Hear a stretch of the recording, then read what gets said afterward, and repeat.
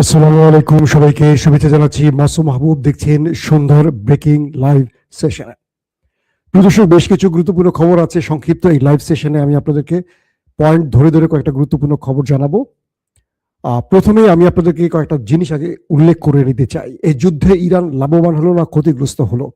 এখন পর্যন্ত মার্কিন যুক্তরাষ্ট্রের যত গবেষণা থিঙ্ক ট্যাঙ্কগুলো তথ্য প্রচার করছে, তাতে করে মনে হচ্ছে এখন পর্যন্ত লসের মধ্যে আছে আমেরিকা, লাভের মধ্যে আছে ইরান। কারণ এই যুদ্ধের এই অবস্থাতে এসে মার্কিন যুক্তরাষ্ট্র হরমুজ প্রণালীতে ইরান যে টোল আদায়ের ঘোষণা দিয়েছে, তাদের পার্লামেন্টে বিল পাশ করেছে, সেটাকে অনুমতি দিতে যাচ্ছে এমন আভাস পাওয়া গেছে। অর্থাৎ মার্কিন যুক্তরাষ্ট্র এমন কোনো চুক্তি করতে যাচ্ছে ইরানের সাথে, যেখানে ইরান হরমুজ প্রণালীতে হয়তো টোল আদায় করতে পারবে, এমন কিছু তথ্য স্বয়ং মার্কিন গণমাধ্যমে এসছে। এবং আমেরিকার বিভিন্ন গুরুত্বপূর্ণ ব্যক্তিরা বলছেন আমেরিকার প্রথম পরাজয় হয়ে গেছে। দ্বিতীয় বিষয়, মার্কিন যুক্তরাষ্ট্রের যেই দানবীয় রণতরী জর্জ ডাব্লিউ বুশ, সেটা আসছিল ইরানে আক্রমণের জন্য। বলা হচ্ছে এটিও হঠাৎ অজানার উদ্দেশ্যে পাড়ি জমিয়েছে। অর্থাৎ পূর্বের মতো আব্রাহাম লিঙ্কন এবং জিয়ার্ড আর ফোর্ড, এই দুটোর মতো এটিও অজানা হারিয়ে যাচ্ছে। অর্থাৎ ইরানের ভয় এটিও ইরানের সীমান্তে প্রবেশ করছে না, নিজের সেফটির জন্য সরে গেছে। তারপরের বিষয়টি হলো কাতারে আজকে ব্যাপক অ্যাটাক হয়েছে তেল ট্যাঙ্কারে। সেখানেও ইরান কাতারকে কি বার্তা দিয়েছে, পাশাপাশি আরো অনেকগুলো খবর থাকবে।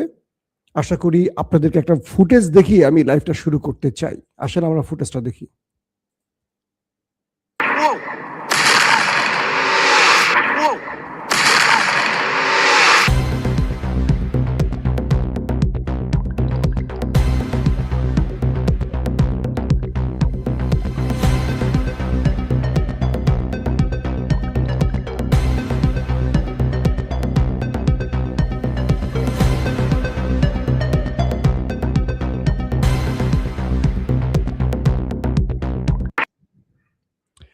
আপনাদেরকে যে ফুটেজটা দেখালাম, সেই ফুটেজটির প্রথম যে ভিডিওটি, আজকে নতুন করে আবারও ইরান মিসাইল মেরেছে। আসেন আমরা আরেকবার দেখি।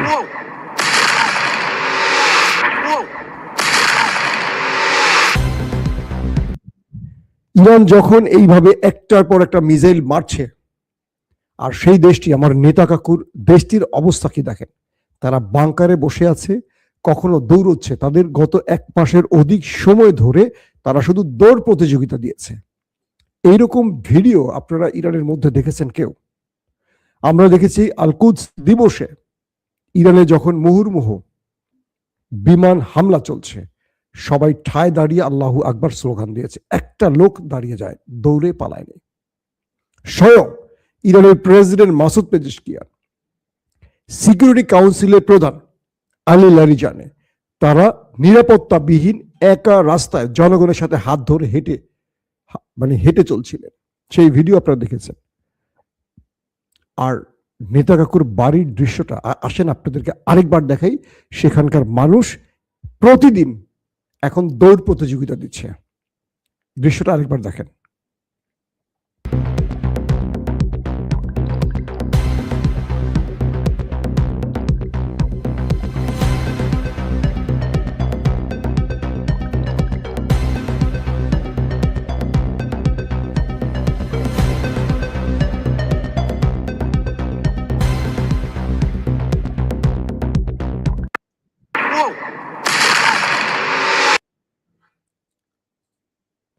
এটা হলো তাদের প্রতিদিনকার রুটিন। ইরান কি করছে, তাদেরকে রাতে ঘুমোতে দিচ্ছে না, দিনে কাজ করতে দিচ্ছে না। রাতে কি করে, ধরেন সন্ধ্যা বা একটু রাতের সময় কিছু ফেক মিসাইল মারে। যখন সাইরেন বাজে, সব বাড়িঘর থেকে দৌড়ে গিয়ে শেল্টারে ঢোকে। 2 ঘন্টা বিরতি দেয়। বিরতির সময় তারা মনে করে আর কোনো অ্যাটাক হবে না। শেল্টার জোন থেকে তারা আবার বাড়িতে ফিরে আসে বাচ্চা কাচ্চা নিয়ে। যেই বাড়িতে ঢুকে তারা একটু রান্না বান্না করবে বা খাওয়া দাওয়া করবে বা বাথরুমে কাজটা সারবে, আবার সাইরেন বাজে, আবার দৌড়ে শেল্টারে ঢুকে, আবার শেল্টারে 1-2 ঘন্টা থাকে। গভীর রাত তারা আবার বাসায় ফিরে আসে। ঠিক এই সময় করে কি বড় অ্যাটাকগুলো ইরান শুরু করে। টার্গেটে, কারণ শত্রু এই রাত্রিতে হয়তো তার টার্গেটে থাকবে এটা আশঙ্কা করে সারা রাত তারা রাস্তায় দৌড়, শেল্টার জোনে দৌড়, ঘরে থাকার সুযোগ পায় না। কখনো কখনো তারা ঘুমোচ্ছে, ভোরের দিকে 1 ঘন্টা ঘুম হয়েছে, সারাদিন ঘুমোতে পারেনি, টেনশন। ঠিক ভোরে ইরানে যখন ফজরের আজান হচ্ছে, মানুষ নামাজে যাচ্ছে, বিপ্লবীরা তখন একটার পর একটা মিসাইল মারা শুরু করে। ইরানিরা যখন মসজিদে নামাজে যাচ্ছে আর তখন ওরা আবার দৌড় প্রতিযোগিতা শুরু করে, চোখে ঘুম থাকে, দৌড়তে পারছে না, এক পায়ে জুতা আছে তো এক পায়ে জুতায় নেই, কারো শর্ট প্যান্ট পরা, রাতে ঘুমাচ্ছে যেই ড্রেসে, উঠে পড়ে দৌড় জীবন বাঁচাবার জন্য। এটা একদিনের দৃশ্য নয়, এটা 28 ফেব্রুয়ারি থেকে আজ পর্যন্ত প্রতিদিনকার দৃশ্য। ওদের জনগণ রাস্তায় নেমে এখন বিক্ষোভ করছে যে আমাদের এটা জীবন দাও, এটা কোনো জীবন না, এটা কতদিন চলবে, এইভাবে কতদিন আমরা টিকে থাকবো, আমরা তো মানসিক রোগী হয়ে গেছি। দর্শক আসেন গুরুত্বপূর্ণ কয়েকটা খবর দেই। কাতারের দোহার কাছে কাতারের একটি বিশাল তেলের ট্যাঙ্কারে ইরান অ্যাটাক করেছে। প্রশ্ন হলো, কাতারকে তো মাঝখানে অনেকদিন অ্যাটাক করেনি, আজকে আবার হঠাৎ অ্যাটাক করলো কেন? কাতারের পররাষ্ট্র দপ্তর থেকে বলা হয়েছে আক্রমণটি এমন ভাবে করা হয়েছে যাতে জাহাজটির আংশিক ক্ষতি হয়, পুরো তেল যেন পুড়ে না যায় বা বড় কোনো ক্ষতি না হয়। তার মানে ইরানের মিসাইল যেন মানুষের মতো কথা শোনে।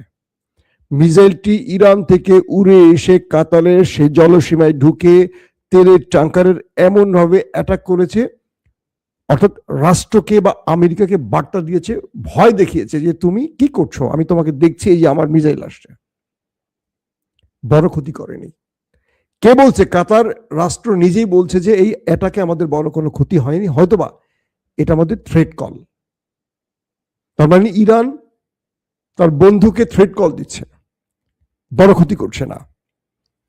যখন কাতারের এই দৃশ্যটি ঘটছে, আমেরিকার বেজে হিট করে বসছে, সৌদি আরবের আমেরিকার বেজে হিট করে বসছে ইরান, এবং যারা ইরানের মধ্যে যুদ্ধ বিমান নিয়ে ঢুকে ইরানের মধ্যে অ্যাটাক চালিয়েছে সেই সব পাইলটদের তালিকা খুঁজে বের করে, তাদের অ্যাড্রেস বের করে, তারা সৌদি আরবের কোথায় কোথায় অবস্থান করছে, দুবাইয়ের কোথায় কোথায় অবস্থান করছে, বাহরাইনের কোথায় অবস্থান করছে, কাতারের, কুয়েতের কোথায় অবস্থান করছে, এই ডাটা তারা সম্পূর্ণ ইরান পেয়েছে হাতে, এবং সেখানে এখন নিখুঁত মিসাইল এবং ড্রোন দিয়ে হিট করছে।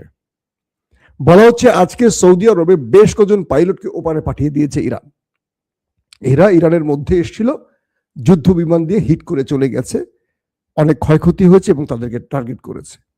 এবং এমনও তথ্য পাওয়া গেছে যারা আলী খামেনিকে হত্যায় কাজ করেছিল, যে বাহিনীটি, বিমান পাইলট থেকে শুরু করে যেই গোয়েন্দা ইউনিটটি, তাদের সবাইকে ওপারে পাঠিয়ে দিয়ে এসছে ইরান। এবং তাদের একটা বড় গ্রুপ ছিল নেতা কাকুর বাহিনী, শুধু আমেরিকার নয়, নেতা কাকুর বাহিনীর যেই গ্রুপটি ছিল তাদেরকেও ইসরায়েলের ভেতরে হিট করে ওপারে পাঠিয়েছে ইরান।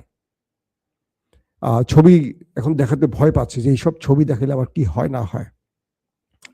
তো বিষয়টা হলো যে যারা খামেনিকে টার্গেট করেছিল তারাও বেঁচে নেই, তাদেরকে ওপারে পাঠিয়েছে। মানে ইরান তার প্রতিশোধটা নিচ্ছে, আওয়াজ কম করছে কিন্তু মাইটটা জোরে দিচ্ছে।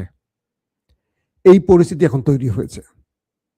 আমেরিকা বলছে যে তারা এ পর্যন্ত ইরানের ভেতরে 11,000 টার্গেটে অ্যাটাক করেছে। 11,000 টার্গেট, বুঝতে পারছেন?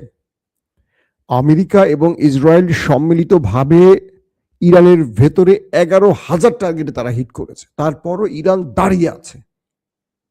আজকে ইরানের পররাষ্ট্রমন্ত্রী আব্বাস আরাকচি কি বলছে জানেন? তিনি বলছেন যে আমরা অপেক্ষায় আছি আমেরিকার জন্য, এবং আইআরজিসির পক্ষ থেকে একটি 59 সেকেন্ডের ভিডিও রিলিজ করা হয়েছে। সেখানে তাদের ইরানের প্রস্তুতি দেখাচ্ছে এবং সেখানে বলা হয়েছে যে আমরা তোমাদের অপেক্ষায় আছি। ইরানের বাহিনী আমেরিকাকে বলছে আমরা তোমাদের অপেক্ষায় আছি, তোমরা কখন আসবে। একটা মিউজিক, সেখানে টেক্সট, বক্তব্য দিয়ে এটা সাজানো হয়েছে। অর্থাৎ আমেরিকা কখন আসবে ইরান সেই অপেক্ষায় আছে। কিভাবে শত্রুর মনোবল ভেঙে দিতে হয়, ইরান এটার জন্য পারফেক্ট থ্রোগুলো করছে। আব্বাস আরাকচি বলছেন ওয়েলকাম টু হেল, জাহান্নামে তোমাকে স্বাগত। অর্থাৎ যারা আসবে তাদেরকে জাহান্নামে পাঠাবে, এই ঘোষণা দিচ্ছে ইরান। আমেরিকার প্রেসিডেন্টের সুর চেঞ্জ হয়ে গেছে। তিনি বলছেন 2-3 সপ্তাহের মধ্যে তিনি হরমুজ ছেড়ে চলে যাবেন। তার মানে এটা কি? এটা কি ট্রাম্পের প্রতারণার বক্তব্য, নাকি ট্রাম্প নীরবে ভেতর থেকে আত্মসমর্পণ করে বসছেন? একদিকে ট্রাম্পকে আমেরিকার পক্ষ থেকে যুদ্ধ বন্ধের দাবি তুলছে, অন্যদিকে নেতা সাহেব তাকে যুদ্ধে টিকিয়ে রাখার চেষ্টা করছেন, কারণ ইরান শেষ না করে, মানে ইরানকে শেষ না করে এই যুদ্ধ বন্ধ করতে চাচ্ছেন না। আমেরিকার কথা হলো, এই লড়াই তো আমেরিকার না, এটা তো ওদের লড়াই। আর ট্রাম্পের নেতানিয়াহুর কথা হলো যে আমরা ইরানের যে টার্গেটে এসেছিলাম, রেজিম চেঞ্জ, পারমাণবিক বা নিউক্লিয়ার ধ্বংস, ব্যালিস্টিক প্রোগ্রাম ধ্বংস, একটা তো সম্পূর্ণ হয়নি। এখন যদি আমরা চলে যাই, তাহলে আমাদের দেশে যে এত সেনা মারা গেল, আমাদের যে এত ক্ষতি হলো, এটার কি লাভ হবে? আমেরিকার ট্রাম্পের বক্তব্য হলো যে আমরা এই যুদ্ধে এসেছিলাম মাত্র 2 দিনের জন্য, অর্থাৎ আমরা আসব, খামেনিকে মেরে দিব, ইরানের রেজিম চেঞ্জ হয়ে যাবে, ব্যাস পুরো ইরানটা আমাদের কবজে আসবে, তেল গ্যাসগুলো আমরা আমাদের মনের মতো লুট করব, তাই তো? কিন্তু এই যুদ্ধ 1 মাস অতিক্রম করে গেছে এবং প্রতিটা পদে পদে আমেরিকানরা এখন মার খাচ্ছে, কারণ আমাদের প্রস্তুতিটা ছিল 2 দিনের। আমেরিকা এই যুদ্ধ, দর্শক আমার শরীরটা খুব খারাপ, গায়ে জ্বর, গলা ভেঙে যাচ্ছে, গলা বসে যাচ্ছে, টের পাচ্ছেন, সর্দি একসাথে সব অ্যাটাক করেছে। তো যে কারণে কথা বলার ক্ষেত্রে আমার শব্দের উচ্চারণগুলো চেঞ্জ হচ্ছে, টোন চেঞ্জ হয়ে যাচ্ছে আস্তে আস্তে, হয়তো খেয়াল করছেন আপনারা। তো এখন আমেরিকা বলছে যে আমরা আসছিলাম যে উদ্দেশ্য, সেই উদ্দেশ্য সফল হয়নি, আমরা শুধু খামেনিকে মারতে পেরেছি। কিন্তু খামেনিকে মারার পর যেই অবস্থা হচ্ছে এখন আমাদের, অর্থাৎ সেকেন্ড সারির নেতারা যে ধোলাইটা দিচ্ছে, এটা তো আমাদের কল্পনার বাইরে ছিল। আমেরিকা বিগত 50 বছরে এরকম ধোলাই খায়নি, সবাইকে ধোলাই দিয়ে এসছে। আমেরিকা গেছে সবাই, ধরেন আমেরিকা বাংলাদেশের ইউনুসকে বলছে, এই আমি ক্ষমতা দেখতে চাই মিস্টার যদুমধু রামশামকে, ইউনুস তাকে বসিয়ে দিয়েছে, ধরেন এস্টাবলিশমেন্ট তাকে বসিয়ে দিয়েছে। পাকিস্তানে আমেরিকা বলে দিয়েছে একজন ছোট্ট সেক্রেটারির মাধ্যমে যে ইমরান খানকে দেখতে চাই না, আমরা চাই শাহবাজের মতো দুর্নীতিবাজ কাউকে, ভীতু লোককে।